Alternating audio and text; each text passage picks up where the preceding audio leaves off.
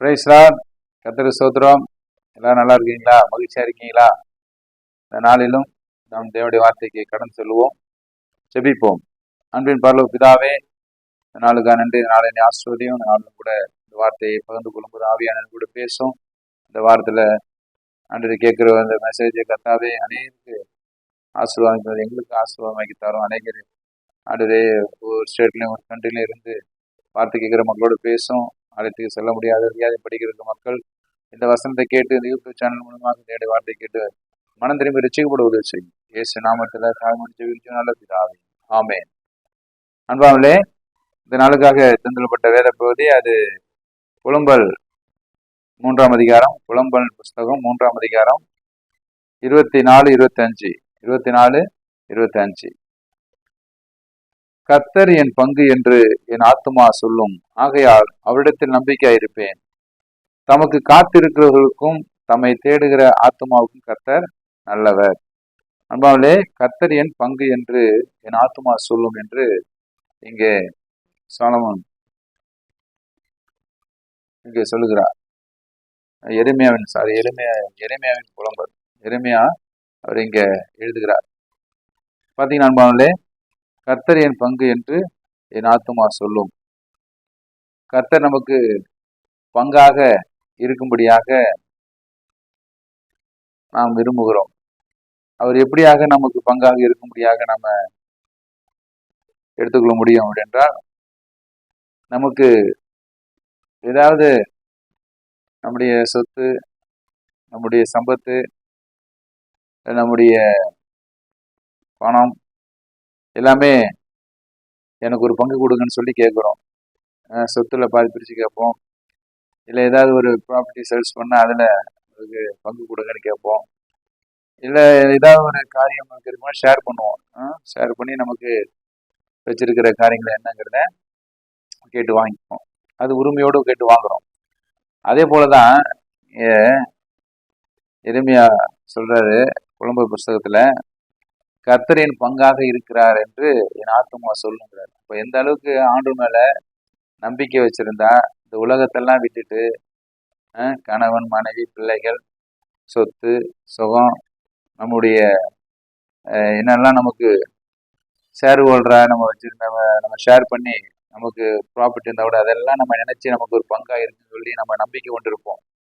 அதெல்லாம் ஒரு ஐஸ்வர்யம், சம்பத்தெல்லாம் நமக்கு ஒரு மனதில் ஒரு பலமா நமக்கு இவ்வளவு சொத்து இருக்குது அப்படின்னு சொல்லி ஒரு நம்பிக்கையை மனதில் வச்சிருப்போம். நமக்கு என்ன கவலை அப்படின்னு சொல்லி.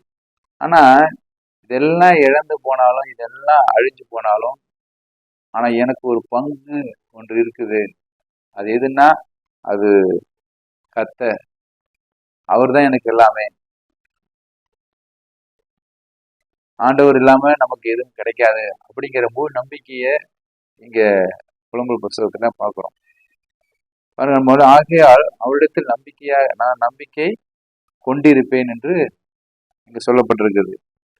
அப்ப நமக்கு கர்த்தர் பங்காக இருக்கணும்னா நம்ம வாழ்க்கையில வருகிற எல்லா விதமான சூழ்நிலைகளையும், பிரச்சனைகளையும், இல்ல தேவைகளையும், இல்லை நமக்கு என்னென்னா நம்ம வாழ்க்கையில அனுதின வாழ்க்கை தேவையா, அனுதின வாழ்க்கையில என்னென்ன தேவை இருக்குதோ, அதே போல நம்மளுடைய லைஃபுக்கு எதெல்லாம் ஃபியூச்சர் குறித்து என்ன பிளான் பண்றோம், இதெல்லாமே கர்த்தர் மேல நம்ம நம்பிக்கை வச்சு அவரே சார்ந்து அவரே நம்பி இருக்கும் பொழுது அவரை நமக்கு பங்காக இருக்கும்படியாக இங்க எரேமியா எழுதுறாரு. நம்மள கர்த்தரை தன் நம்பிக்கையை கொண்டு மனுஷன் பாக்கியவான். தன் நம்பிக்கை அப்படின்னு பார்க்கும்போது அந்த நம்பிக்கை தான் கர்த்தருடைய பங்கா இருக்குது. அப்ப எல்லாத்தையும் விட எனக்கு முதன்மையா இருப்பது கர்த்தர். அவர் என் பங்கா இருக்கிறார். அவர் தான் விலை உயர்ந்த சொத்தா, ஒரு விலை மதிப்புள்ள பொருளா இயேசு இருக்கிறார் என்று சொல்லி சொல்லப்பட்டிருக்கு. அப்புறம் பாத்தீங்கன்னா, கர்த்தருக்கு காத்திருக்கிறவருக்கும் தம்மை தேடுகிற ஆத்மாவுக்கும் கர்த்தர் நல்லவர். கர்த்தருக்கு யாரெல்லாம் காத்திருக்கிறாங்களோ அவரை தேடுகிற ஆத்மாவுக்கும் கர்த்தர் நல்லவர். ஆத்மானா நம்முடைய சோல், நம்ம இதயம். ஒரு மனிதனுடைய வாழ்க்கையில காணப்படுகிற அவனுடைய இதயத்துடைய கதறுதல் எல்லாமே யாரா இருக்கணும்? கர்த்தரா இருக்குன்னு சொல்லி இங்க சொல்லப்பட்டிருக்கு. அப்ப இங்க 2 வசனத்துல 24 புலம்பல் 3, 24, 25 ரெண்டுமே எது காமிக்குது அப்படின்னா, அவருடைய முழு கர்த்தரையே சார்ந்து இருக்கும்படியான ஒரு சூழ்நிலை இங்கே ஏற்பட்டிருக்கு. எரிமையாவுக்கு ஏற்பட்ட எவ்வளவு பிரச்சனைகள், போராட்டங்கள். அவர் தூக்கி கிணத்துக்குள்ள போட்டாங்க, பயங்கரமா கொடுமைப்படுத்தினாங்க, தீர்க்கதரிசியை கஷ்டப்படுத்தினாங்க. அந்த புலம்புல தான் அந்த சூழ்நிலை யாருமே நம்ப முடியல. அங்க இந்த ராஜா அவரை கைவிட்டாங்க, மற்றவங்க எல்லாம் விரோதமா எழும்பினாங்க. நீங்க படிச்சீங்கன்னா தெரியும் எரேமியா புஸ்தகத்துல. அப்போ அவர் அந்த புலம்புல தான், அந்த கண்ணீரை தான் இங்க புலம்பல் புஸ்தகமா அவர் இங்க அதுல வார்த்தை எழுதி வச்சிருக்காரு. அப்போ நம்ம என்ன செய்யணும்?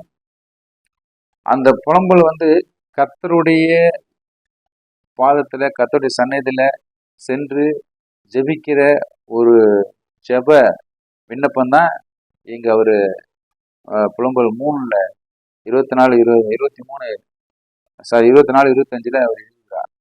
கர்த்தர் என் பங்கு என்று என் ஆத்துமா சொல்லும். அந்த அளவுக்கு முழுமையா, இயேசுவே நீர் இல்லாம எனக்கு எந்த ஒரு காரியம் நடக்காதுங்கிற அளவுக்கு அவர் ரொம்ப டீப்பா போயிட்டார். அப்ப அந்த அளவுக்கு நாமளும் நம்முடைய கர்த்தருடைய சந்நிதியில வரும்போது, அவரிடத்துல தேடும்போது, அவரை கேட்கும்போது, உரிமையோட, முழு நம்பிக்கையோடு கூட கர்த்தர் எனக்கு செய்யணும், கர்த்தரை செஞ்சு ஆகணும், கர்த்தர் எனக்கு விடுதலை தந்து ஆகணும் அப்படிங்கிற நம்பிக்கையை நம்ம என்ன பண்ணணும்? கொண்டு இருக்கணும். நம்பிக்கை முக்கியம். அதான் என் பங்கு. நம்பிக்கை தான் கர்த்தருடைய பங்கு தான் என்னுடைய நம்பிக்கை. அப்ப எனக்கு சொத்து எதுன்னா இயேசுதான், கடவுள் தான், அவர் தான் எனக்கு எல்லாமே செய்வார். அந்த நம்பிக்கையை நம்ம உறுதியா அது நிக்கணும். கர்த்தர் தமக்கு காத்திருக்கிறவர்களுக்கும் தம்மை தேடுகிற ஆத்மாவுக்கு கர்த்தர் நல்லவா.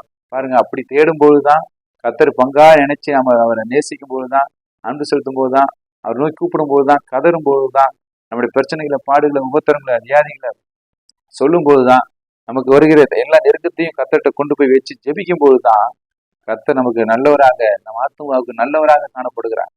ஆனா நல்லவர்னா என்ன அர்த்தம்? சந்தோஷம், சமாதானம், மகிழ்ச்சி, நிம்மதி எல்லாம் தருகிறார். நீ தேடு நிம்மதி இயேசு தருகிறான்னு சொல்லப்பட்டிருக்கு. கர்த்தரேத்த நம்பிக்கையை கொண்டு மனுஷன் பாக்கியவான். கர்த்தரத்தில் என்ன அவரை ஐஸ்வர்யம் தருகிறான், அவன் வேதனை கூட்டாரான். பாத்தீங்களா அன்பாவங்களே? அப்ப எவ்வளவு பெரிய ஒரு நல்ல ஆண்டவராக நம்ம இதில் இருக்கிறா பாத்தீங்களா? அப்ப நாம ஆண்டவர்கிட்ட நம்ம கேட்கறதெல்லாம், ஆண்டவர் யாராவது நம்பிக்கை இழந்து போய் வேதனையில, துன்பத்துல, இயேசு எனக்கு கைவிட்டுட்டாரு, இயேசு எனக்கு இல்லை, எனக்கு விடுதலை தரல அப்படின்னு சோர்ந்து போய் ஏங்கி போய் யாராவது தவித்து கொண்டிருக்கிறீங்களா? இன்றைக்கு உங்களை பார்த்து கர்த்தர் சொல்லுகிறார், கர்த்தரின் பங்கு என்று நீங்க சொல்லுங்க, கர்த்தரின் நம்பிக்கை என்று சொல்லுங்க, அவர்தான் நம்பிக்கை என்று சொல்லுங்க.